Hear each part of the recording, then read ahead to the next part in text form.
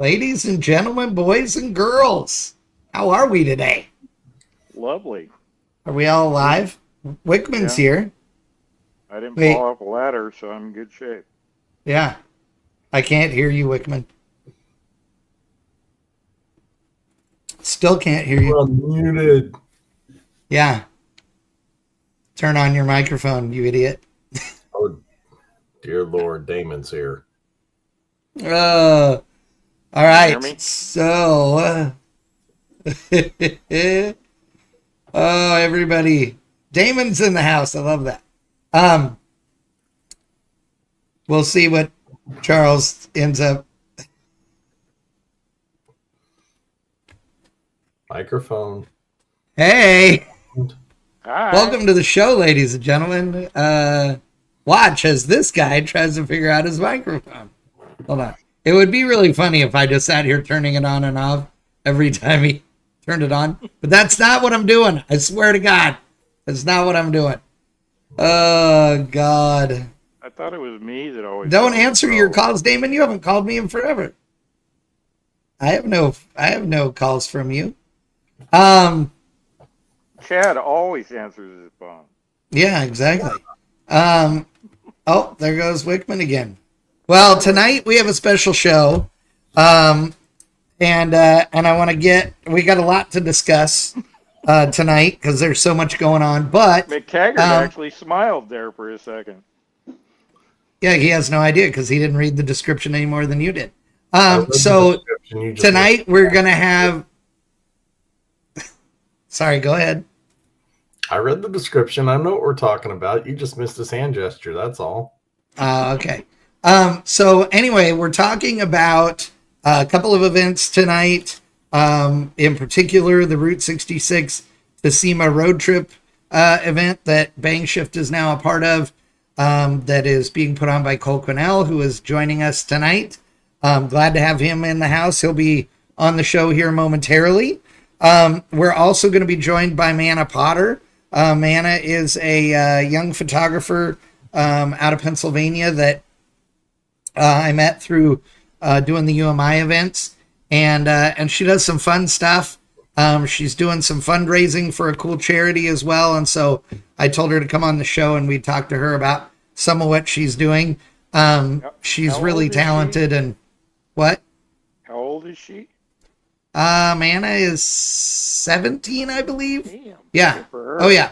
Yeah, absolutely. So, she'll be on the show here in a little bit and we'll talk to her. Actually, she's joining in the studio right now. So we'll get her on the show here in a few minutes. But we're going to start off, with, adding Cole to the show, who has been traveling all over Hell and Gun lately. So, without further ado, here's Cole Quinnell. Cole, how are you? I'm doing great. Is my mic on? It is. Yours works. Could you go over to Wickman's house in Colorado and help him out, please? Not bad for getting set up in about 30 seconds. Right? You're doing a fine job. You're doing a fine job. I love the well-placed Route 66 sign and everything. I bought that last night and took them carrying to Mexico. No way. Yep. That's awesome. Well, I'm thrilled to death to have you here. We're going to talk all about the event here in a little bit, but before we get to that, remind everybody who you are and what you're doing. I mean, you have an illustrious career in a lot of different publications. Obviously, you have your PR and marketing firm now, and now this whole new venture of putting on events. But for people that may not recognize the name, tell us a little bit about you and where you've been in the past. Sure. So I started off at Hot Rod Magazine in 1990, so that's quite a while ago, and was a technical editor there for 5 years. Then I became editor of one of the off-road magazines that Peterson Publishing owned. When I started, Mr. Peterson owned the magazines and actually signed our checks. While I was there, we got bought and sold 4 times. After 12 years in the publishing industry, I decided that I should grow up and get a real job. So I moved to Detroit and went to work for Chrysler. And I was there for 6 years, did a lot of really cool things, did some things that were not so cool. But I really enjoyed my time there. I got to do a lot of things, but you can only get so excited about selling minivans for so long. So I wanted to do something that got me back into the hot rod industry, the off-road aftermarket industry. So I started CQ Marketing, and that was 15 years ago. It's been, we've worked with companies from Ford Motor Company to Flexlite and Tremec Transmissions are 2 of our current clients. So really some great people in the industry, some great brands, and I've had a lot of fun doing that. This, which is Pavement Pounder Events, I started this year. It's something that I've been working on for the last couple of years and preparing for. And what it does is it gets back into my passion for driving events. 30 years ago, I created the idea that became Hot Rod's Power Tour. I was involved in the first 2 Power Tours, and then I've participated in plenty since then. When I was at the off-road magazines, I started the 4-wheel off-road Ultimate Adventure. And then actually, when I worked at Chrysler, one of my favorite things to do was plan and execute the driving programs when you launch a new vehicle. So this whole thing with driving cars and putting together events that people really enjoy, have fun, and get an experience is something that I have a lot of passion for, and I'm happy to be back doing it through Pavement Pounder Events. Well, and I got to tell you, I'm not trying to say you're old, but you're old. But we're friends, so I can say that. I graduated from high school in 91. I remember you writing for the magazines. Well, I did not know or did not remember that you had started Ultimate Adventure. I love that event, even now it's got a new name, right? It's Unreal Adventure, and it is continued with Trent McGee and the gang since the magazine shut down. But I love that event is still going on and that you created that thing so long ago. And for those of you that are watching that may not know what Ultimate Adventure was, think Drag Week, but off-road. So road trip, and wheeling each day, and not on just like, oh, let's go down a fire road kind of thing. This is, it's more hardcore than that for sure. Yeah, the goal was to string together the hardest trails you could. And there were quite a few trails where people had broken transfer cases, axle components. The first year I did it, I had a full-size GMC truck, and I smashed every body panel on it by the end of the trip, and broke quite a few parts. But that was the whole, just like Drag Week, that's part of the game. You've got to get the thing ready for the next event, whether the next event is driving 300 miles to the next venue or hitting the venue, you know. But Right. that was fun. Well, I'm excited about this new event, and it's coming up quick, which is one of the challenges, right? Is that this thing is coming up soon. What is the day that we're starting this? So that is a great question, Chad. I am glad you asked that. Since I am currently on the last pre-run for the event, and Right. will be day 4, which means I've driven. I'm in Winslow, Arizona. So on this pre-run, I've already driven over 2,000 miles because I'm backtracking and Yeah. more than we'll actually do on the event. But what that means is I'm already at that point where I am very tired and not completely firing on 8 cylinders. No, I got you. And I've got the schedule in front of me, but we're starting in Pontiac, Illinois, on the 27th of October. And again, this thing goes to the SEMA show. So it's going to lead literally deliver us right into Vegas for the SEMA show. So it is going Pontiac, Illinois, to St. Roberts, Missouri, and then to Yukon, Oklahoma, Tucumcari, New Mexico, Winslow, Arizona, and Las Vegas, Nevada. And I have to tell you, I have done not all of Route 66 over the years, but a significant portion of it at different times. Never all in one big stretch, but certainly, over the time. And there are parts of it that are, still the interstate and all that. Other parts that are 2-lane, some of it that's not in the greatest of shape, like you wouldn't want to go 100 mile an hour down it, but it's still the original, as they say, mother road. I mean, Crosby, you've been on 66 a bunch, haven't you? Oh, yes. More than I care to admit sometimes. McTaggart, have you ever been on any part of Route 66? I've been on numerous sections, not often, but I've seen quite a bit of it. I've actually probably flown over Route 66 more than I've driven on it, honestly. Right. Right. Out of Prescott over into Seligman, that crosses directly over. How about you, Wickman? Have you been on Route 66 much? I've been on sections of Route 66 in every state that it goes on. Or been okay. Yeah, that's awesome. I haven't done the whole route, but I mean, I've been on, like I said, every state that it goes through. I've been on a portion of it.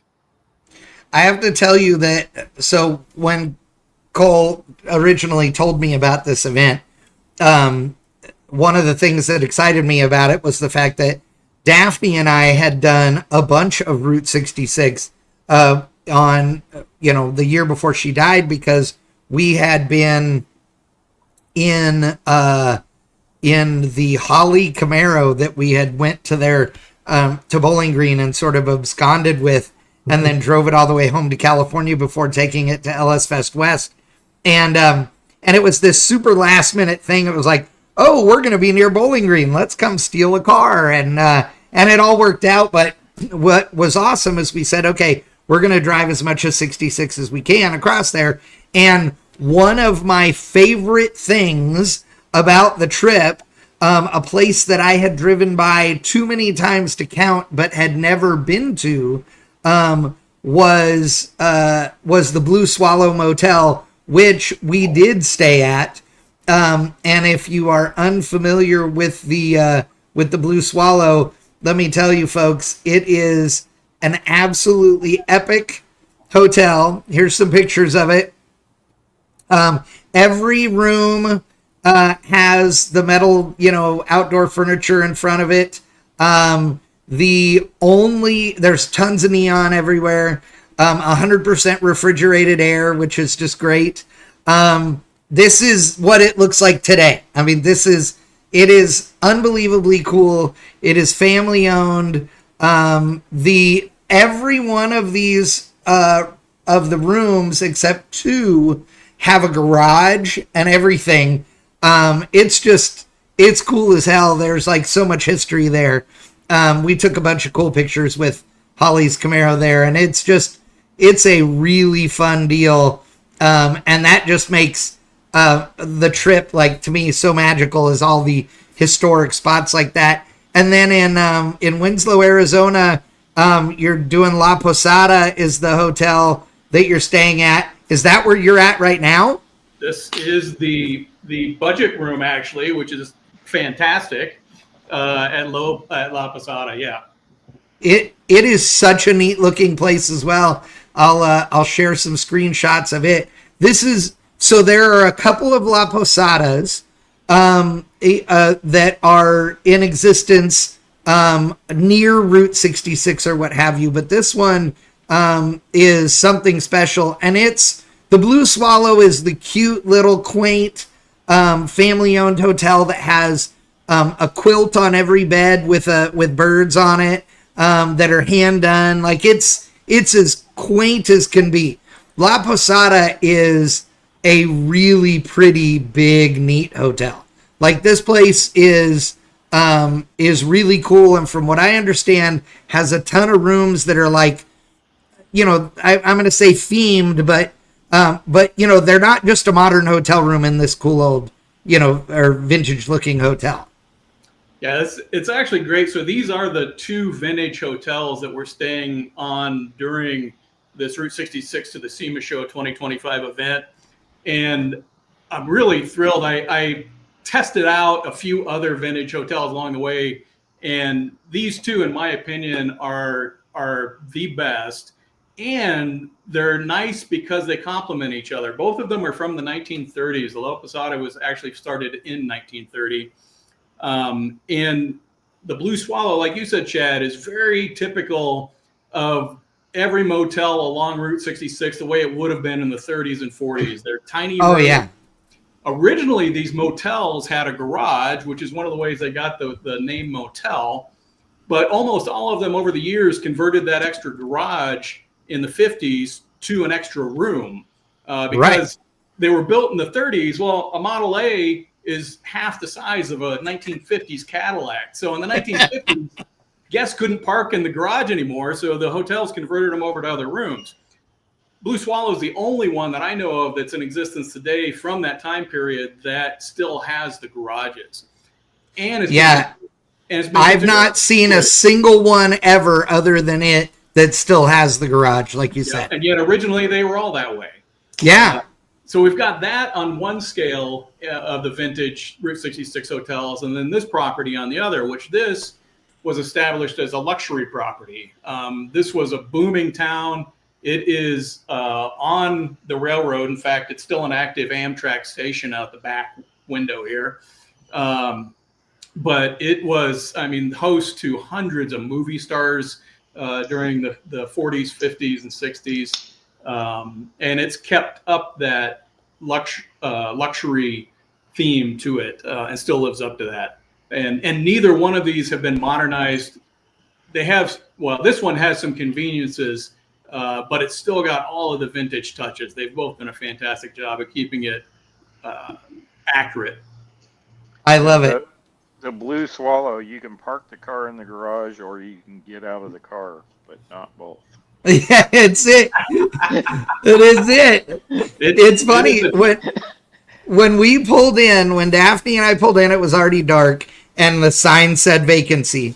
And I was so excited, right? And we had called already, and the woman had said that, there was an opening, and she was very nice, and I was like, okay, well, we're gonna be late, and so we bonsai'd there, and we got there, and they had one room left, and it was one of the two rooms that does not have a garage, and I was really disappointed, and I said, oh man, I really wanted to take pictures in the, with the neon and all the things, and all this, and so she was really, really nice about it and said, I can get you, we have our family unit has the garage, so you could use it for some photos and this and that. And so we did. I parked the car all over the place, got cool photos with the neon lights and all that stuff. And in the morning we did more, but the place is so,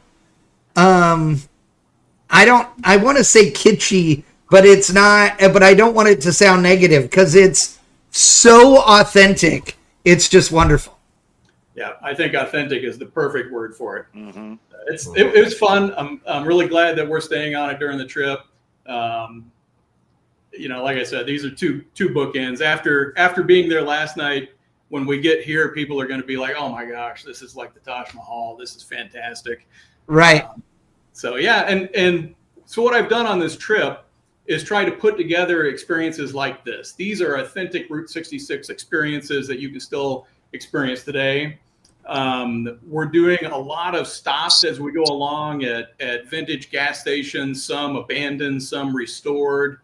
And then we're finding new things. I've done Route 66 over a dozen times. And the last time I did all of it was 7 years ago, which was a really great tour. And I'm amazed in 7 years how much has changed. We had COVID in there, so that closed down some places.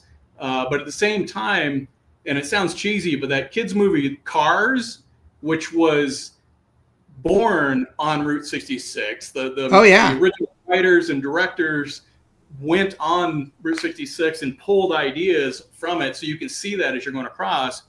But now we've had the opposite impact where it's been so popular that there's hundreds of tow trucks with eyeballs in them across Route 66 now. Right. But it has brought back more and more buildings, and it's brought more people to the route. So, overall, whether you love that or hate it, it's helped the route grow and be maintained. So, we're going to be doing a lot of that as we go across. I found something brand new today in Grants, New Mexico. There is a microbrew that just opened up in a junkyard. No way. So they are open for lunch, and I'm going to try to make this our lunch spot on day 4. And it's not a junkyard with a bunch of Chevy vans in it and Toyota Camrys. It's an old junkyard that has cars from the 50s, 60s, 70s, and 80s in it. So I'm thrilled about this. But that's the sort of thing that I'm trying to weave into this whole trip that we're doing this year, and what we're going to do every year, which I do want to mention that this year we're doing Route 66 and ending at the SEMA show. The concept for Pavement Pounders is every year we're going to have a gearhead destination.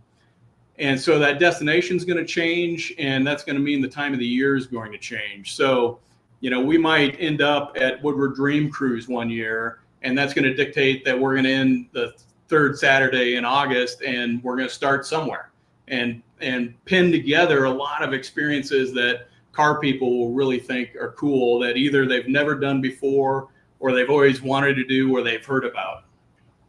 Well, and one thing that I think is important to note, the thing that got me most excited about this trip, actually, besides the route itself, is the fact that, and this is not to bag on anything. I love Power Tour. Everybody loves Power Tour. It's great. But it's so big, and the route can become so, congested with traffic that people sometimes tend to try and find alternate routes to the show each day nowadays. And I think that's unfortunate because I want the stops along the way to be awesome. And I know when I first started, doing Power Tour 25 years ago, it was, you literally, every gas stop was scheduled. And so, they may have only been a gas station in some little town, but it was still cool. Right. And so you're doing that. You're curating, if you will, every stop for this trip so that it is as much about hanging out and bench racing as it is being in the car. Absolutely. And that's something just like you said, I love Power Tour. I love what it is today. I love what it was when it started. They, of course they can't go back to being a small group. And most people wouldn't want that. It is cool to be part of, they had 6,000 cars this year in long haul. That is cool to be part of that force. Yes. But I'm taking advantage of the fact that this is our first year. I only introduced the idea about 8 weeks ago, so I didn't give anybody a whole lot of time to think about this and sign up. So we're going to have a pretty small group this year, and next year it's going to grow a lot, but it's still going to be relatively small. And so we're going to be able to do exactly what you just said. We've got every gas stop planned out, which is 120 miles because not all of us have big fuel tanks and good gas mileage. And quite frankly, in this day and age when everybody's all range anxiety about electric cars and stuff, who the hell wants to be in the car longer than about 2 hours without a snack or drink or, whatever anyway? So 120 miles is perfect. Yep. And, lunch stops and dinner stops are going to be the same way. Now, people can go do whatever they want, but I've got everything mapped out, and the people who choose to do it as a group are going to get that camaraderie that you get. And, just like I've lost touch with the 5 readers who first came on that very first power tour, but at that time, it was a huge bonding. And, these are people that we didn't know. They showed up, and, by the end of the week, we knew them quite well, and they knew us quite well. Yeah. And so this is going to be the same opportunity. I've told a few people that I've talked to about it, it's like, if you've ever wondered what the first Hot Rod Power Tour was like and you wish you could have been a part of that, you need to come on this year's Pavement Pounder events, because this is what it's going to be like. Okay, before we add Manna to the show, because she knows a little something about road trips as well, even though she's the kid of the group, I do want to ask you one question, and I know this could be a tough one to answer right now. Which one of your cars are you bringing on the trip? So that I do know. My 1966 Chevelle, and there's 2 reasons for it. One, I've gotten it ready. I did power tour with it, so it's ready to go. The other reason is my co-pilot is a friend of mine named Mike Lane. Michael owned my Chevelle when we were in high school. And, no way. And he got into a wreck with it and got disillusioned with the car, bought another Chevelle, transferred every part that unbolts from the car onto this new body that he bought, and was going to throw away the old body. And I was like, I'll take it. And so what I got was a roof, quarter panels, one of which was smashed, and frame rails. He had unbolted everything else from the car. Wow. And I bought 2 parts cars and threw it together. And it was nothing to be proud of, but it was, a V8 2-door Chevelle, which was, I was quite happy with. Yeah. So that was 38 years ago. I've still got the car. It's been rebuilt 3 times now. But Mike lives in Alaska now, and he owns an aviation company, and he flies tourists all over Alaska. But he is flying into Detroit and starting the trip with me. So him and I are going to be driving this car together that we've owned for 38 years. That is awesome. I love that. That's some cool history.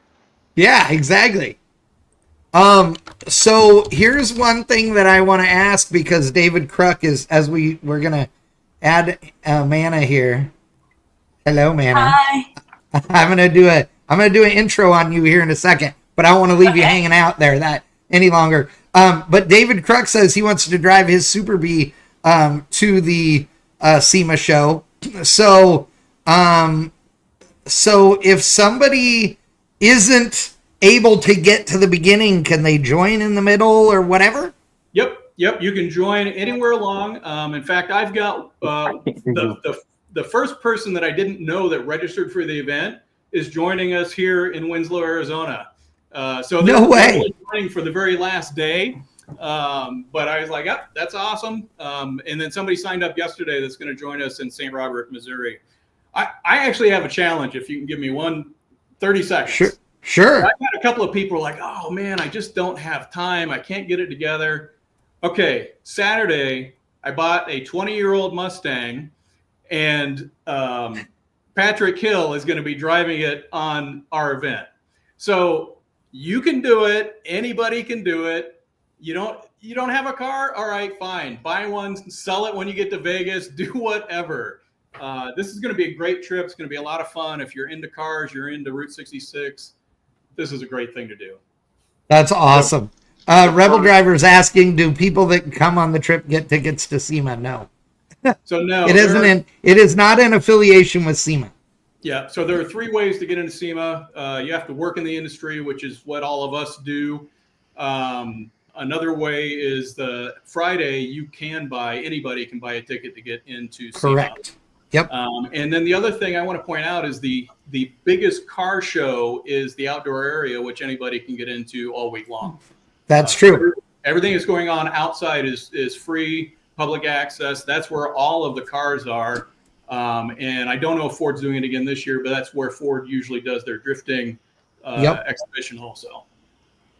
The first road trip I ever took was when I met Chad was in a 48 Ford Coupe bone stock from Scottsdale to California.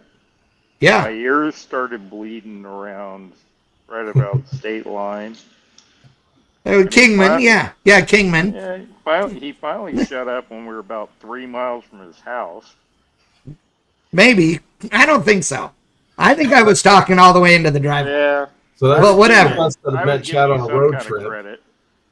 'Cause I met him in 09 when I did the 7,700 mile one, and that was the morning at Bonneville where my memory's a little fuzzy. Either you gave me Freiburger's breakfast or I stole it, and I can't remember exactly how that happened. I don't remember either. Either or, it sounds great. So I want to introduce Manna Potter. Welcome to the show. Hi, thanks for having me. You're sitting here listening to a bunch of old guys talk about road trips. But Yeah. so how old are you? Because Crosby was asking earlier. I'm 20. Oh my God! I said you were younger than that because you Yeah. still look 12. And hey, I've known you for years now. Like I still know. think of you as being this younger kid. Rare than the crest but- side of caution, though. At least Yeah, right. But Manna and I met at the UMI events, King of the Mountain, Autocross Shootout, all those things that are at UMI Motorsports Park. And her mother, Jody, is a wonderful human being who spearheads the Emily Whitehead Foundation bake sale that happens at all the UMI events and a bunch of other events. But where I'm there is at the UMI events, along with Manna's grandma and her late grandpa Sam, who was a spectacular human being, and I miss him every time I'm at UMI. But it's a whole family run operation. The Emily Whitehead Foundation is an awesome charity that is there to help with childhood cancer research, funding, support, etc. It's a really, really cool story. There's some really interesting treatments that came about as a result of the Emily Whitehead Foundation. Definitely look it up. It's a good thing, but that's how we met. But Manna is also doing a fundraiser because she's crazy. Absolutely crazy. Is it the Philadelphia? Is that the one you're doing? No, I'm doing New York City. Oh, yeah. Oh, sorry. She's doing the New York City Marathon. We all know marathon in Greek, marathon means commute. Okay. There's a reason cars were invented. People are not meant to run 26 and a half or whatever the heck it is miles. Oh, yes, but they are. yeah, yeah. Look at her. Look at her. And this is not your first marathon, right? No, this is my second. And you did the first one with your mom. Was that right? No. No? I did thought my she had first done one. last year. Oh, Yeah, okay. she Gotcha. has before, but we haven't done one together now. Oh, okay. So tell everybody what you're doing with the marathon and about the charity stuff, and then we'll get into your photography side of things too. Okay, so I'm running the New York City Marathon as a charity runner for the Emily Whitehead Foundation, like what Chad was saying about earlier. And when you're running as a charity runner, rather than going into the lottery to like try and win a spot, to win a bib, you fundraise rather than trying to get the bib. So I have to raise $5,000 for my New York City bib. So you're saying for your entry, because they have so many people that want to do the New York City Marathon? Right. Wow. Correct. I had no idea. So it guarantees you a bib if you do it through a charity, but you have to fundraise for that charity. Right. Which, that's the hard part. Well, okay, but you already do fundraising for the charity, not just with the bake sale, but so I'm going to share some of your photos here in a second, and I'm going to tell everybody this is a cool, this is something everybody can do with whatever it is you're doing in the world. And so a couple years ago, Manna decided she wanted, you'd been taking photos of your brothers, your family is all into motocross. And like ate up with it. I mean, they got the Sprinter van, they do motorcycle camp. I mean, all the things. It's nuts. And so you started shooting photos with or of them or everybody riding the bikes. How long ago? That would have been like January of 2023. Okay. And here's examples of some of her shots. And the interesting thing is, like, I encouraged you to start shooting more at the car races. And I know that I mentioned the fact that it would be significantly easier than chasing a bunch of dudes around that are on dirt bikes in the woods. And I think that has become the truth. Am I right? I think so. Yeah, there's much less ground to cover at a autocross race than there is at an off-road race. Right. So the thing that's cool that you've been doing, and you did this at UMI the last couple of events, is that you were selling photo packages for $100, and you would give people, a certain number of photos of their car for the weekend. I know everybody was thrilled to death with them, but you were donating $50 of that 100 to the Emily Whitehead Foundation. Do you know how much you raised at the last event?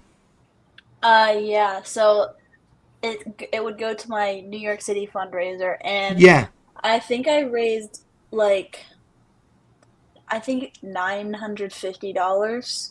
That's awesome. So it's pretty good. It's very good. It's very good. I know you need to raise more, and we'll see what we can do. I'm going to put the link, if you are watching and you are of a mind to do so. I am going to copy the link, and I'm going to put it in the comment section, which should show up on Facebook and YouTube.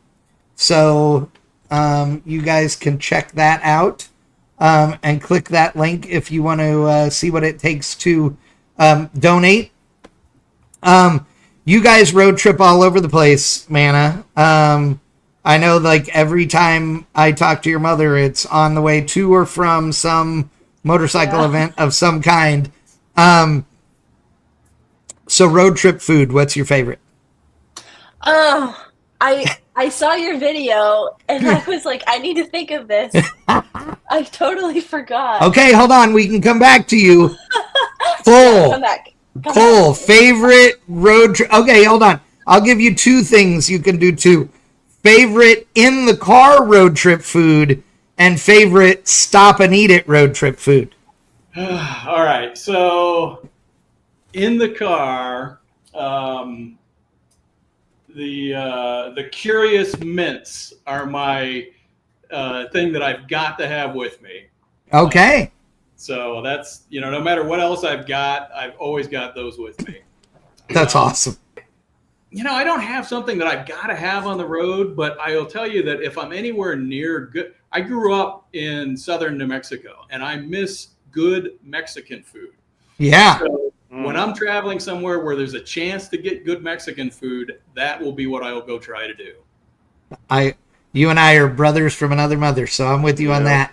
How about you, McTaggart? What in the car and road trip stop food? In the car, it's just a bottle of water. Like, I don't really eat while I'm driving. Just historically, it's not something I do naturally. Maybe if I just grabbed something at a gas station, I might scarf it really quick, but there's nothing like I'm noshing the whole way through. So Right. just a big bottle of water sitting in the seat. As far as when I'm traveling, like where I'm going to stop and eat, like I don't want anything fast foodish. I don't want anything your typical American restaurant thing. I'm looking for something off the beaten path. And thank you, because now I'm thinking of every little joint between Flagstaff and Wickenburg in Arizona that I would stop at just on the regular while I lived out there. Well, and it's Hatch Green chili time right now, so everything is hatch. Boy is not happy being in the middle of Kentucky when Hatch Green chili season's here. Yeah, exactly. That sounds good, like a good Hatch burger. Oh, I'm with you on that. All right, Crosby, what do you think? Like nibbling food? Yeah. Personally, ironically, actually, carrot sticks and celery. Like, because I always have a cooler in the truck with me, so. That's true. I Crosby always has the cooler. Always has drinks and snacks all the time. Yep. And obviously Red Bulls, because I don't stop driving until I actually completely falling asleep or completely out of fuel. So, yeah. Kindred and soul. Unfortunately, food-wise, stopping places, I usually end up stopping at someplace big because always dragging a trailer somewhere. So that is an unfortunate truth about hauling a trailer cross country, is trying to find the good spots where you can pull in. I remember Finnegan hitting me up one time, and he was coming through San Antonio, and he's like, where do I need to stop in San Antonio to eat? And luckily he could get Puffy Tacos because there's a couple of big parking lots. So he pulled up in the toter and the big trailer. But yeah, it is not always easy, that's for sure. Okay, I'm gonna go next, and then we'll go Wickman, and then end up with Manna. So for me, I'm like usually the salty snacks person. So it's either Doritos or beef jerky for me. Driving down the road. But stopping, the diviest, smallest local place. That's what I want. If it has an A minus maybe, but otherwise I'm looking for the place that has the health code, ranking of a B to a B plus. Like that's, you're going to get shot. You and I have history with this one. Yeah, McTaggart has freaked out a couple of times on places I've gone, but I have never led you astray on the food, have I? Yeah. No, I've had to eat a meal called a cooter in front of a prison in East St. Louis, but that is absolutely true. That is 100% true. And when we walked into the place, the music stopped. Stopped. It was there, and I walked right up to the nice lady at the counter, and it was greatness. It was awesome. But yes, I still have the best cold beer story though. Cold beer story? I never told you the cold beer story. I'm sure I know it. I just don't remember it. So we went to that deal at Gingerman for the Motor State Challenge. Yeah. And you can't buy cold beer anywhere. No way. Every place just has beer stacked up out in the air. So me and Mick are in the 66 Chevelle, and we pull over, and old guys stand on the side of the road, and I go, I know you know where there's cold beer around here. And he goes, yeah, but you ain't going to like it. And I'm like, am I going to get shot and killed? And he goes, nah, nobody will mess with you. They'll be more surprised to see you there than you are to see them. So we pull into this place, Mick's driving, and I mean, this is straight in the hood. Yeah. And Mick stays in the car. Car's in gear, left foot on the brake, right foot on the throttle pedal. I walk in there. It's like like you said, the music stopped. Yep. And I walk in the back. I am the only white guy in the place. I walk in the back, grab a couple of 12 packs, walk up to the counter, and behind the counter, there is this deal that's like two things with a sawed-off shotgun. And behind it, there's a sign that says, "Do you feel lucky?" I love it. I come walking out, and I got beer in hand and everything. Mick drives us back to the hotel, and everybody goes, "Where the hell did you get cold beer?" And Mick goes, "Don't ask." I love it. I love think it. He still hates me for that, but he lived through it. I didn't get shot. He didn't get Yeah, shot. exactly. How about you, Wickman? What's the snacks and where are you stopping to eat? Well, these are both in Texas. There's a chain of gas stations called Sefco scattered throughout Central Texas, and they have the most amazing fried burrito. I know this only because Wickman said, let's stop at Sefco and get a fried burrito and fill up before we went to, I don't remember if it was Heat Wave or LST or one of them. But it was one of those, yeah. It was a bold choice for a road trip. Yeah, and he's right. It is a good deep fried burrito. Then food-wise, again, wherever there's a K-Bob's in Texas, definitely stopping at a K-Bob's. I haven't been to a K-Bob's. So you're pretty much pigeonholing yourself to Texas. Well, he's a Texan that's in Colorado missing Texas right now. Yeah, so that's pretty much it. I really haven't done that much driving around. I am driving since I'm back to work. I'm driving a lot, but I'm yeah, but your road nowhere. trips are usually in Texas, is what you're saying. Yeah. In Central you can Texas, only make though, 30 you can drive a miles before long you way, crash have a your road car. trip, and still be in Texas. Oh, 100%. Yes. Yeah, you absolutely can drive a long way and never leave Texas. Yeah. I spent a week one day driving across Texas. Yeah, me too. But while I was out driving today, I did make a stop and had some sushi while I was driving, and it was pretty damn good. So. And there was no ambulance involved, so he was in good shape. No. Yeah, that's true. Dinner plans involved an emergency wing. The good news about Wickman now is his new job, if he was to get hurt real bad, they have a tracker on the vehicle so they'd at least find him. Yeah. Yeah, that is true.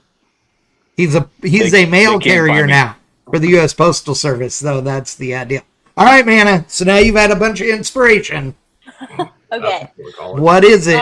Next, I think peach rings. Ooh. You know what those are? Of course. You have to be, it's un-American not to know what a peach ring is. Yeah. My dad would say orange wedges, also along, those ones, or spice drops. My dad loves spice drops, so those are good. Oh, all right. Drops, yeah. Yeah. And like an Alani energy drink. Do you know what Alani is? I do. Yes. So that combo. And then if we're stopping, I would drive out of the way for Buc-ee's.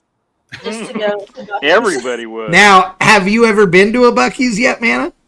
Mm-hmm. Okay. All right. On my last road trip, my best friend and I drove like an hour out of the way just to go to Buc-ee's. Well, there you go. Buc-ee's is great. There's no doubt. In fact, people in the chat are like Buc-ee's and Love's Truck Stops are their favorites. In Texas, not Buc-ee's out of Texas. Buc-ee's out of Texas is not as good as Buc-ee's in Texas. Yeah, Ramey, your Uncle Ramey is yet telling you to give him a shout out. We'll put it up on screen. It'll be great. He's been asking me to shout him out. That's awesome. Oh, dear. Jet Black says cook food around the headers or in the engine bay. I will say that I've done that. Oh yeah, me too. Me and Daphne and the kids were on our way from Pleasanton Good Guys show, and we had went to Pleasanton Good Guys, and I was announcing and all that, and I had an RV trailer, and we decided we were going to spend 3 or 4 days on the way home, and we were going to go Highway 1 to get back down to Southern California, and so we did, and we went and stayed in the Redwoods and all the things, and it was great. And along the way, there's a spot on the cliffs on Highway 1 that's like this cool little, it's a hotel, but it's like cottages, more Airbnb style. And then it is like an outdoor wedding venue, and they've got a deli and a store and, you know, this kind of stuff. And so we pulled up there, and it's nice. It's a cool little place. We pulled up there, and we went in and got sandwiches because we were hours from anywhere else, you know, and I'm like, I know we're not hungry right now, but we're going to be hungry in like an hour or so, you know, so we should get sandwiches. So I asked the woman to wrap them in foil after she wrapped them in paper at the counter, and she said, no problem. And so I put all of them, my 3/4 ton 2000 Suburban, we put them all up on the next to the intake manifold, you know, on the Suburban, and drove for an hour, and they were the perfect warm, like when you get your sandwich toasted at the deli now. It was perfectly like that. It was great. The kids were like, "This is the coolest thing ever," and they were, you know, I don't know, Peyton was probably 12. Hauler. Yeah, it was in the $200 hauler, exactly. Now, So yeah, it was great. You know what's funny is that's going to get lost with the current generation. I'm picturing people right now trying to figure out how to put a burrito on an engine cover. Yes. you need an old carbureted or throttle body intake manifold to place your sandwich or your burrito on. Oh yeah. Have you ever even heard of that, Manna, of cooking on an engine? Have you ever heard of that? No, not really. Just I'll bet you your grandpa did it a bunch of times. He probably did, yeah. So there used to be, well, I say used to be, I'm sure they're still there, but there were cookbooks for aimed at truckers that long haul truckers would cook on the various parts of their engine while going down the road. And in fact, they sold cookware specifically for that task. So they sold these like stainless steel with a sealing lid and all this that you could set up on the exhaust manifold. And for specific engines. That's true. That is true. And so you could do like baked potatoes, like, you know how you can bake a potato in the fire pit, like when you're doing the campfire or whatever. We can do the same thing on the engine on the diesel truck. So it was not uncommon. There was a bracket that went on the hot side of a turbo for a baked potato, I remember. Yep. That's awesome. Wow. I'm wondering if they still exist. My dad did over-the-road trucking for about 15 years. He had the cookbooks. I haven't seen them in years, but I'm wondering if they still exist. That would be awesome. I need to check for those because I think it would be fun to do that. Like, I mean, I've done a few things here and there, but it would be kind of a cool segment to do on our YouTube channel. Would be to be doing a different recipe. Yeah, my usual thing is. Well, Manna, this is what happens when you don't wash your hands before you eat. This whole group. Well, that's everything wrong here. Yes, really. You guys could try that during the pavement pounder to SEMA. Basically, put things on different cars' exhaust manifolds and see how things cook for between stops. I'm in. I will cook. Anything from the 80s with the round air cleaner is the best hot box. It's like warm enough, but you're not in danger of anything. Just wrap it in aluminum foil, like get a burrito together, wrap a sandwich in aluminum foil, set it right there in that oval air cleaner. Give it a few miles. Mm-hmm. Yeah. Jet Black says, it's a useful thing when heading to a remote area.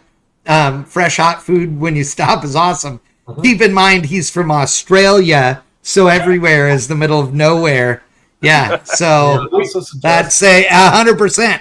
The Australian would know this. Not forgetting your food. Like, I had a friend of mine way back when who forgot that he put his breakfast on his intake manifold, and when he went to the track to have his car teched in, turned the guy at Seattle completely irate because he just picked up this pizza off the intake manifold and is eating it in this dude's face while he's being screamed at.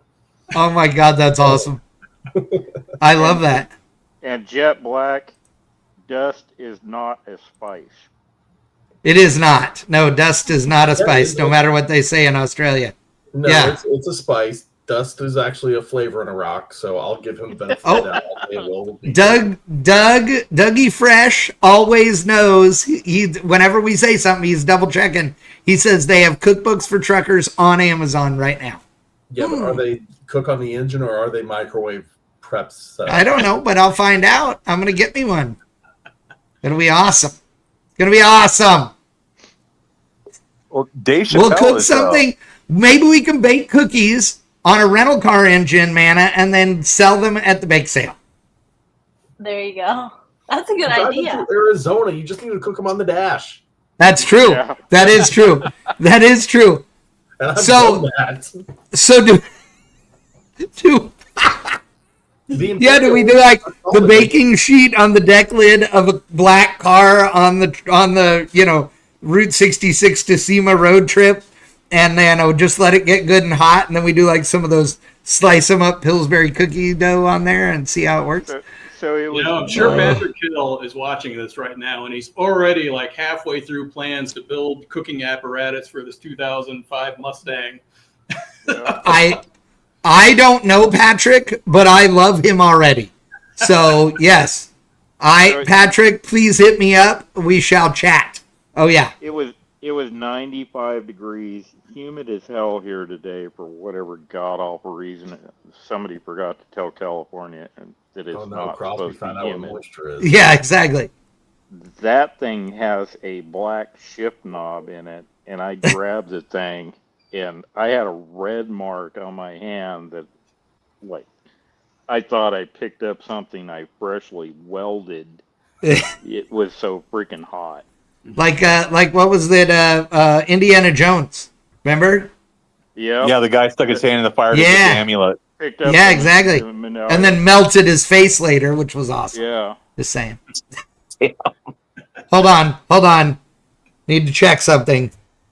Manna, have you seen the original Indiana Jones movie? Oh my gosh, yes. I love Okay, the thank Indiana you. Jones movies. Okay, thank you. There's Can you resist? there's hope in the world. I knew it. Your mother's too good. Couldn't have been without that. Okay, good.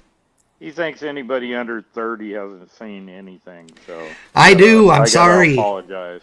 Yeah. I did come across a guy a couple weeks ago that has never seen Smoking the Bandit.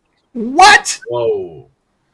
Okay, so one time, with this, okay, so Manna, this is how the show goes every time. Any bit of structure that exists goes out the window when somebody like Wickman says something like this, and then I go, oh, wait a second, and it's all the squirrel thing. So That is the structure. I know Squirrel. it is. That is No the ball. structure. I got dumped by a girl one time. I don't know. I lived in Texas, so let's say early 2000s or something. And my buddies were all going to Smokey and the Bandit at the drive-in movie theater, and we had 2 trucks. I was riding with another friend. I drank insane amounts of bourbon in the back seat of the truck, and then at one point was yelling at the movie screen, "Don't believe her." They're all liars. It was great. I got asked to leave the movie theater or the drive-in. I didn't have to leave. Out of a I just drive-in? agreed. No, I agreed to be quiet, and then it was fine. But I was angry and hurt. This is your Sad deal. speech. I've been kicked out of a lot of places, but I've never been kicked out of a drive-in. Well, I negotiated my way to stay. I just had to shut up, which was hard, but I did it. It was fine. How many I wraps didn't of think duct it was tape did it possible. Oh God. That's right, Neil. No structure. take? Mike Cunningham. Look at. I love those classic old movies. Shut your mouth, Mike. So Don't be Chad, pert. my driving buddy Mike asked me to share a specific road trip story, and I don't know if you have I'm time in. for it. Yes. I thought it might be funny to hear road trip stories from each of us. One of our favorites or funniest or whatever. But I'll try to be brief with ours. So about 10 years ago, he and I drove the Pavement Pounder, my '57 Chevy, on Power Tour, and that car is 900 horsepower, runs 9s, loud. It's got dual 4.5-inch exhaust. It scares people. But like all of my hot rods, for some reason, the gas gauge does not work. So, no big deal. I just put gas in it every time I stop, right? Right. So we were running late and got to the first day a little bit late. And I told Mike, like, hey, just remind me in the morning to fill it up. Usually I fill it up at night, so I don't have to worry about it. Well, we get on the road the next morning and get up on the interstate, and we had forgotten to put fuel in it. But I'm going, 80 miles an hour on the fast lane, and the thing starts missing. And I'm like, oh no. And I look down, and I do have a fuel pressure gauge that works. And I see it doing this. Like, oh, all right. The beginning and the end. So I click it into neutral. We're still going 80 miles an hour down the fast lane. And he's like, well, are you going to move over? I'm like, why? Still going 80. And he's like, well, you're not going to make it anywhere. I can't even see an off ramp. We ended up coasting to an off ramp that was uphill, coasted up to the top. The light turned green just as I got to the top, was able to turn right, coasted right down into a gas station. During Power Tour, a gas station, and there was a pump open, and I rolled right up to it. So you are the luckiest. The lottery. We are brothers, Cole. We are brothers, and here's why. We were on Rocky Mountain Race Week one year in Daphne's wagon, which also does not have a working gas gauge. Okay, now hold on a second. Chad sends his wife on the Rocky Mountain Race Week and tell them what her gas gauge was. Oh, it's a stick, but it's precise.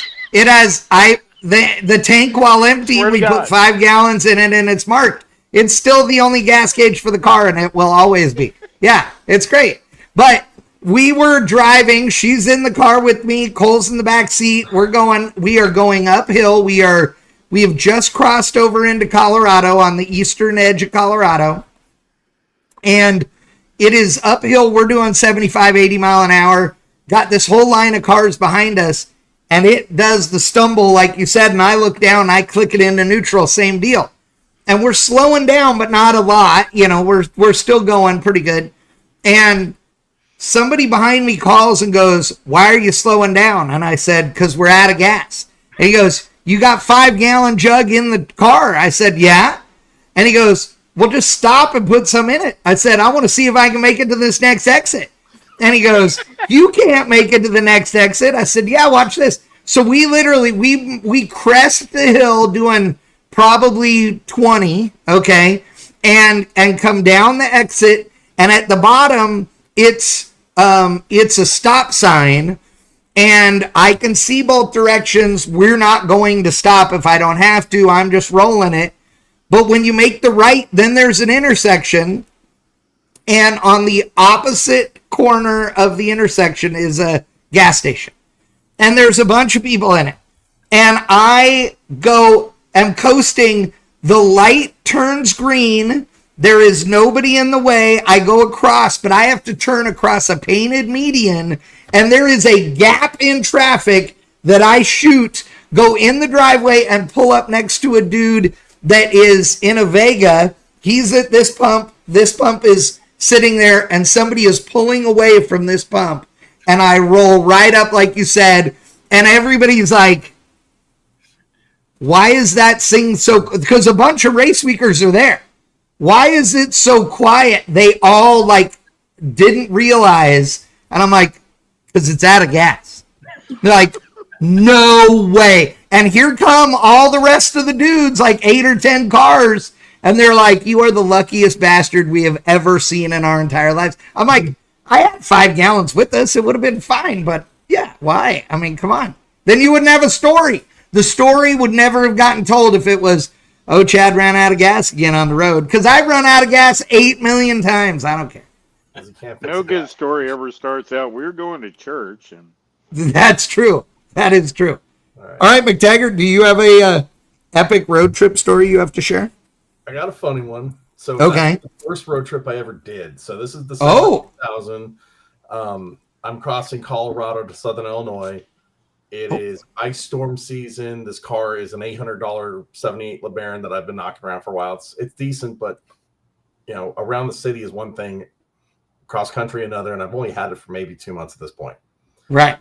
So I leave my house in Colorado Springs 5 in the morning. By 7 something, right when the sun's finally starting to come up, I'm in Lyman, Colorado. I want breakfast, so I stop at this Burger King. Now, please understand, this is my teenage mind at work. On a road trip, it is carte blanche for me to have as much fun as possible with whoever is around, because screw it, you don't know who I am, and I'm gone within an hour anyway. It doesn't matter, right? So at Burger King, for whatever reason, my twisted little mind decided I'm going to be a mute today. I will not speak this entire time. I'm going to be a thorn in these people's asses. So I go in and I'm pointing at the menu and making a sign similar to, voice not working, can't talk, please give me the pointy menu kind of thing. And the guy behind the counter, bless him, goes right along with it. So I get my breakfast. I sit there quietly, read a paper, again, 2000, have my breakfast. I don't think anything of it. I get up, stretch, get ready to leave, walk out the door, have a good day. And I say, you too. What the fuck? Because he had given me a half price discount on my food. Oh, no way. Who has thought that he's been dealing with a mute all morning, this young teenage mute who must have something going on. And oh my God. Yeah. You're horrible. The Dukes of Hazzard across an icy parking lot in the hood of a Chrysler, trying not to hit a hood ornament, and putting all 140 horsepower to good use, getting the hell out of Dodge. Oh my God, that's awesome. You're an idiot. Crosby already told his funny one with me and him in a... Well, you missed part of that story, though. We did have to change a water pump on that original flathead behind a gas station in... the Walmart parking lot. Yeah, and it was on the 10 freeway. Goodyear, Arizona. Goodyear, that's right. Goodyear, Arizona. Yes. I actually have another story I'd like to share, much to the dismay of Brett Volkel. Well, I want to hear this one. So we're on the Good Guys road trip, and we're somewhere in New Mexico. I can't remember what city it was or whatever, but Greg Schneider's riding in the truck with me. I'm playing chase truck for the Good Guys road tour. Me and Moose from Troy's place, or Troy Trepanians. Rad Rides. We're the chase trucks. So we're going through this area, and it's this long section going through the hills and everything. And it says speed camera, 1,000 yards. Speed camera, 500 yards. Speed camera, 100 yards. Speed camera, 30 yards. Didn't think nothing of it. We get home, and of course, a month later, Schneider calls me up and goes, remember when we were going through New Mexico and they had all that shit about the speed cameras? And I'm like, yeah.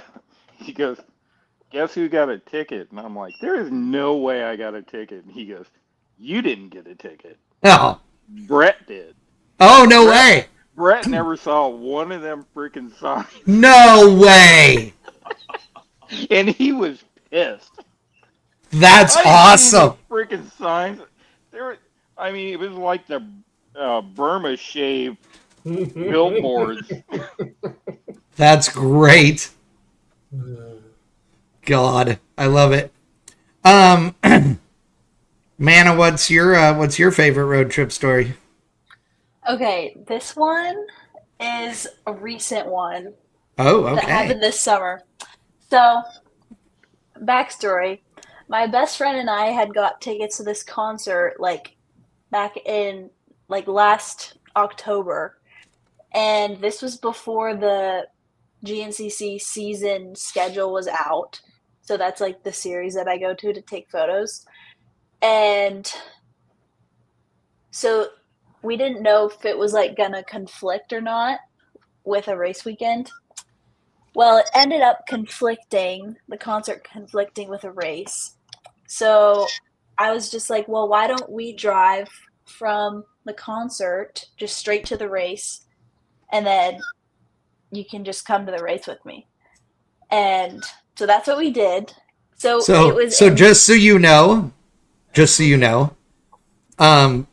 these kind of poor decisions don't get better with age if you start at your age. I'm just letting you know, because the five of us are oh yeah, been through one of those already. But continue on. No, continue on.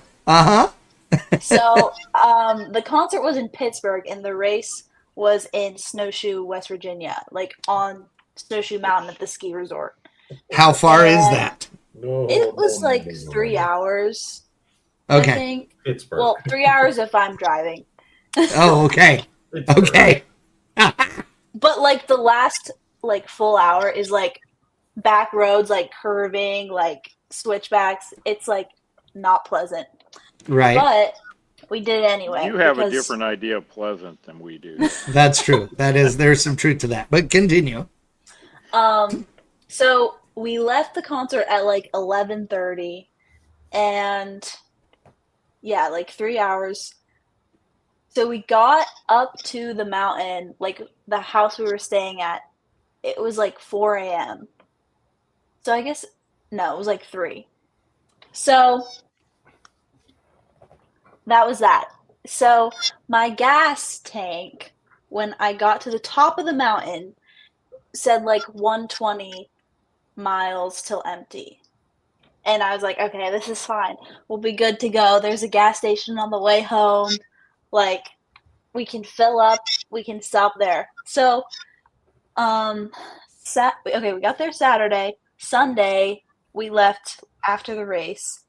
And from my memory, I thought the gas station was like an hour down the road. It was not. You were wrong. You were wrong. My direction skills failed me that day.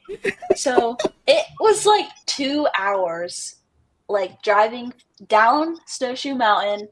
Well, not down the mountain, but like down the mountain through these like nowhere towns. There wasn't any service, and my gas gauge just keeps going 110, 100, 90, 80, and it gets to 30. And then it just goes blank. And like it said it was empty, but it was still going. And so we were like we didn't have service to look up if there was a gas station nearby. But I just kept thinking in my mind, there's gonna be a gas station up here. I know it. Long story short, there ended up being a gas station there, but I wasn't sure like how much farther we could have made it. And we were like we were making plans to like, what would we do if we ran out of gas? Like, do we call 911 and have some nice police officer just come bring us gas? Do we get the e-bike that's in the back of my car and ride to the nearest gas station, wherever that may be? But yeah, it ended up all being fine. And now it's a good story to tell. So, see now you're another lucky one that didn't run out of gas. You actually made it on God's graces. So yeah. But here's my only recommendation. Your mother probably doesn't want to hear these things. I don't think I told her that story. Yeah, that's why I'm saying. I don't think your mother wants to hear you and a girlfriend at 19 or 20 years old were about to be stranded on the side of the highway somewhere. Yeah. Nope. Did now. What kind of person runs out of gas? Jeez. Shut up, Wickman. I don't know. You run out of gas too. What kind of person has to be extricated out of their vehicle 9 times? True. So Hey, Wickman, I had a nice folding chair to wait for my wife to bring me gas. So That is not a good look on a resume. I have come damn close. I think you've never run out of gas? Is that what you just said? Gas. Never. I pulled into Wichita once with the gauge and the computer reading 0 in the Monte Carlo years ago, but that's the closest. It was still running.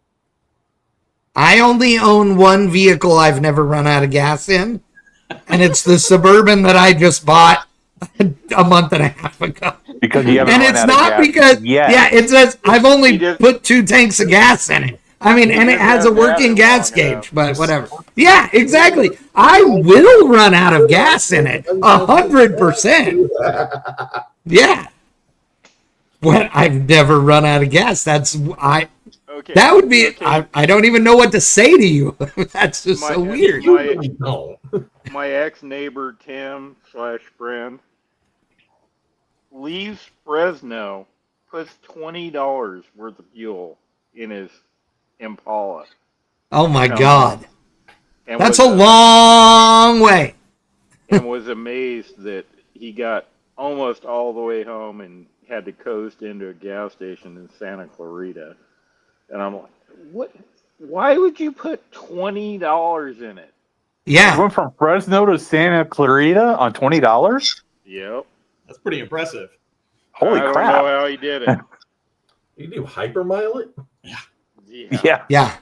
Yeah, he Was wasn't doing a in lot my of coasting Civic. or drafting? Yeah. Drafting, I probably. guarantee you he wasn't driving it nicely. That's true.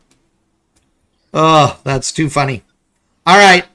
So we're getting close to wrap up time here. I want to go back to Manna's photos since that's why she's here. So Manna, what is send me your Instagram link or how people can get a hold of you so that if they want to buy photos from you or help you out.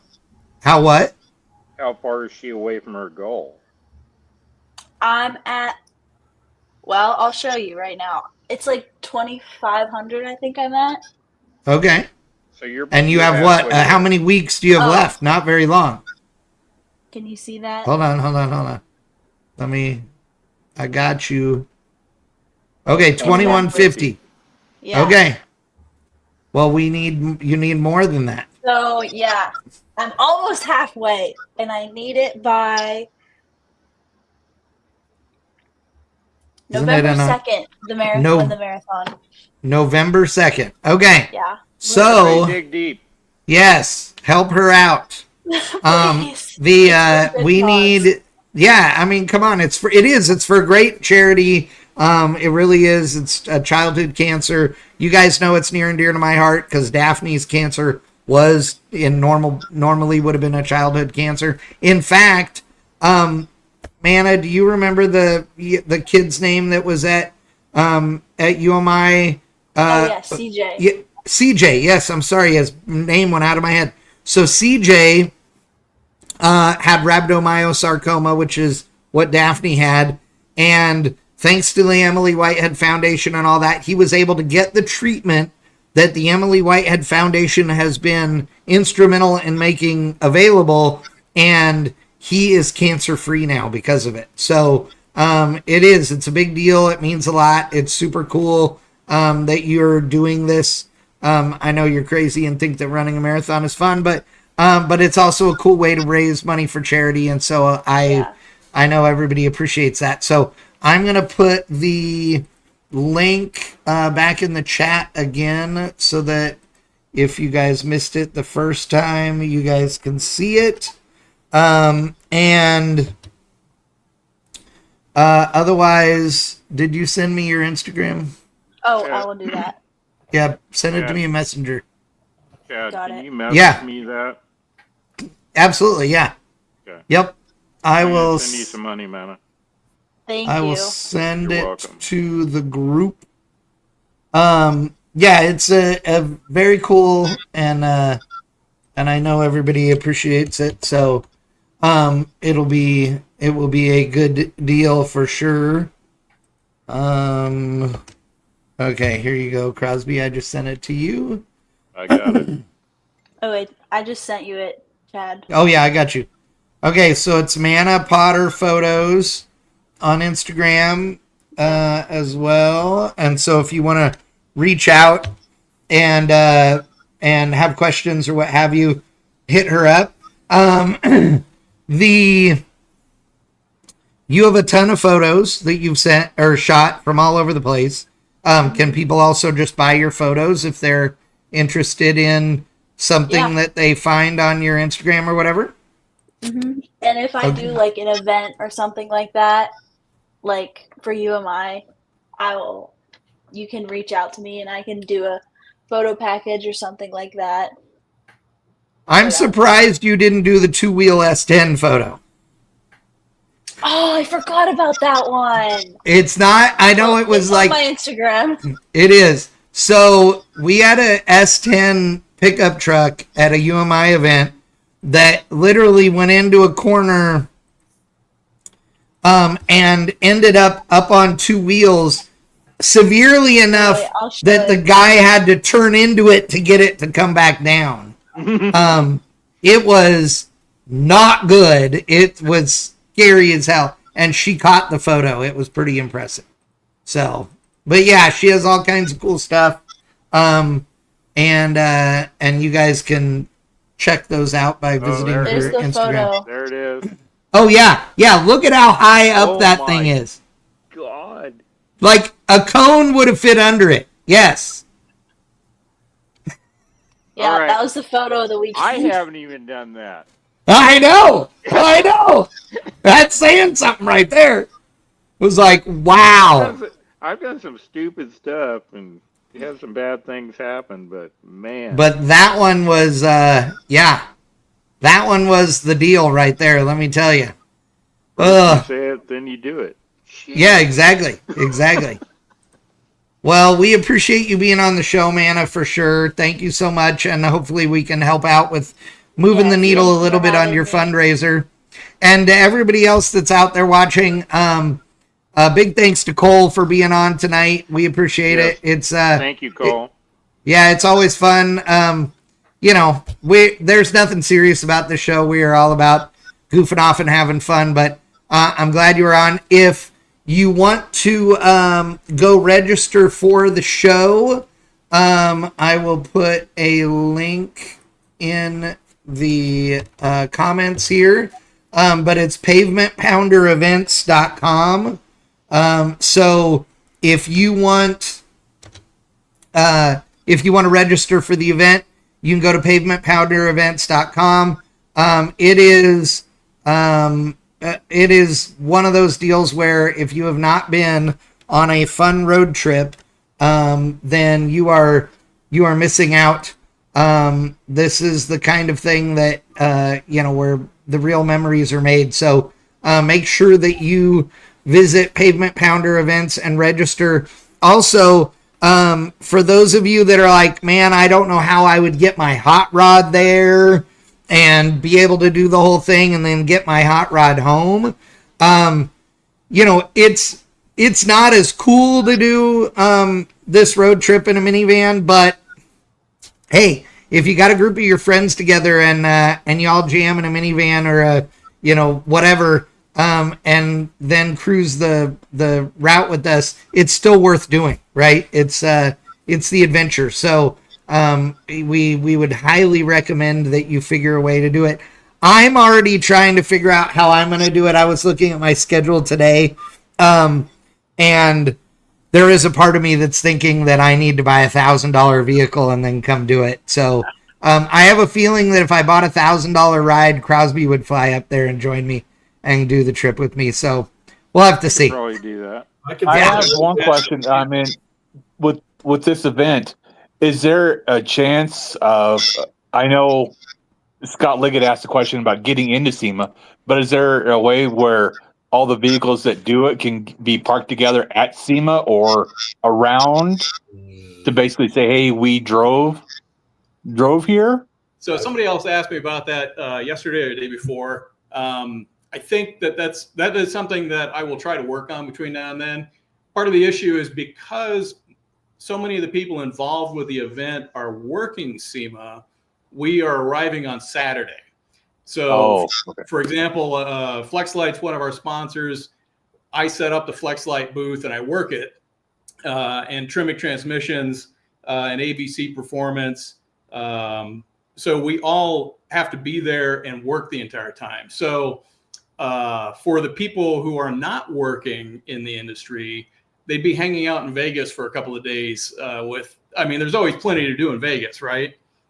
But anyway, so I am going to see if there is something that we can put together to park at least the cars for the people who are going to hang around and be part of SEMA. Okay. Yeah, I like that idea, but I'm with you. And it's the SEMA show is such a huge thing. I mean, it's obviously not the easiest, thing to arrange for that. But I am also looking forward to next year's event and the future ones, because I know you've already said they're going to go to other epic car events. Is there somewhere where people can send their recommendations? Yes. Or their wish list, so to speak, of places that they want to go? Yep. So Pavement Pounder Events is on both Facebook and Instagram. You can message us through that. You can post publicly, and then you can have other people chime in like, hey, that's a great idea. It's a stupid idea. You can also, if you go to Pavement Pounder Events website, there's an email address on there where you can send me an email with ideas. And that's something I'm going to do proactively is once this event is done, almost immediately, I'm going to start talking about next year's event, and I want input.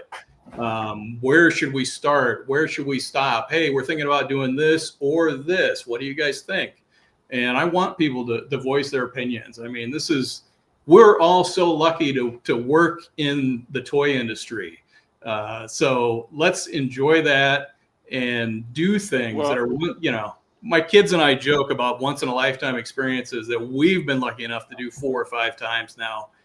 SEMA show is a once in a lifetime opportunity for a lot of people. Running Route 66. When we talked earlier, a lot of us have run part of it, but only a couple of us have run all of it. So, come on. And technically we're not doing 100% of it on this trip, but we're doing 90% of it. And I guarantee we're doing some of the coolest stuff this year. Right. Well, and I love that because I think that the important thing is, is having these adventures. And if you sit around all the time saying, I want to do these, I wish I had, or someday or whatever. Well, today is someday. So, get off the couch and let's do it. Well, earlier in the year, Coast Highway in California, California all the way up to the Canadian border would be a great idea too. Oh, yeah. Yep. Yeah. There's a lot of cool route, and I can think of events that'd be fun to go from one to another, kind of deal. Could be epic. And Chad and I prefer things that aren't in July and August. Driving in. Old bitter. Yes. One thing I would like to point out, Cole, if you can see behind me that map, that's actually a push pin map I have that I've tracked every road trip I have ever been on. It's cool. It really is cool. I didn't know that. Yeah, that's what that is. The push pins are hard to see, but yeah, it's everything. So like that 7,700 mile bonds I did in 09, I've done Pacific Coast from San Francisco all the way up and around Washington State. You need to send me the name of the place where you got that again, because that to me is like a cooler. I mean, I know doing the one where you get the whole map and the stickers for every state, like that's cool. But the push pins and being able to highlight the trips is extra cool, I think. Yeah. I think that's fun. Yeah, because I'm looking right now, like a Montana Bond experience would be cool just because of the views. Yeah. Definitely Pacific Coast, definitely, there's just so much stuff. Like I'm planning one, I'm hoping to pull off next year myself. That is a Western U.S. deal with my car that I'm trying to finish up, just to introduce somebody who's never left the state of Illinois. Oh, so that's awesome. Yeah, and travel. I mean, travel is one of my passions. I've traveled over. I added it up. It's over 2.5 million miles, and every road trip is just this adventure and stopping and meeting people. And the great thing about these types of trips is you're bringing a group with you that's already like-minded and have some things in common, and it's cars that we're all passionate about. So. Oh yeah. But yeah, go buy that $1,000 car. That's what I posted on Facebook about buying that Mustang, and I said, no good idea started out with a sane thought. There's no fun, safe way to do things. You need to buy something that is going to be a fun car to drive. And it's going to have problems, and that's part of the adventure. Oh, yeah. I always tell people... Oh, go ahead, Crosby. I rode to Daytona one year, and this guy goes, I really want to go to Daytona. I want to go to Daytona. I'm like, I'm not the guy you want to ride to Daytona with. And he goes, no. He rode to Daytona with me. He didn't believe me. And when we got there, I didn't see the guy. He disappeared. And I'm like, texting him, where'd you go? Because I'm working. I owned a company at the time. I go, where'd you go? And he goes, I went and looked for a pilot truck to ship my bike home because I'm not riding home with you. Yeah. When you have 800 miles down the first day, homeboy was not happy. Yeah. Did not. Miles on a bike. He thought we were going to make like a week-long deal out of this thing. I'm like, we're going to be there in less than 3 days. And he That's did awesome. not believe me. I love Chad's it. ridden with me, so he knows what I'm talking about. Oh yeah. I want to share a little known fact about the Blue Swallow in Tucumcari that probably very few people know about. Behind the office, there's a little section of rock, like a little rock garden. There is a porcelain donkey that's back there, about the size of a small dog, that is actually from Tijuana, Mexico. Okay. Really? His name is Pedro. You have to take a picture with Pedro. And who left Pedro there? A guy by the name of Justin out of Orange, California. He put him there 10 years ago, and it actually replaced the donkey with one that's like with better paint. That's basically non-weathered. The other one is just basically it looked white. It'd been in the sun for so long. That's awesome. I love it. But yeah, I haven't been there yet. But it's a YouTuber that I follow, and I just thought it was funny that he actually basically replaced it with a newer one that he got on one of his trips down to Mexico. I love that. I approve. I am the guy that has. Manna, did you expect this conversation tonight? Not really, no. I just had that. Okay, you may not have expected it, but it doesn't really surprise you that much either, does it? No. See, okay, really. There you go. Good. Yeah, she's spent plenty of time listening to me yammer on about who knows what, so it's fine. Yeah, I was gonna say that's a shared bonding experience. I know. Yeah. He doesn't get better with age. You're over there. I do not. I'm over here. I do not. All right. Well, all of you yahoos, it is time to end this thing. Cole, thank you so much. Again, everybody sign up at pavementpounderevents.com. We're going to start talking about this more and more and more on bangshift.com as well. Manna. Yeah, and anybody that is looking to support childhood cancer research, if you scroll back, we have the fundraiser link for Manna, or visit her on Instagram and she'll get you the logo or the link. It is Manna, Manna Potter Photos on Instagram. So hit her up. One quick question. Is Manna going to be the official photographer for the event?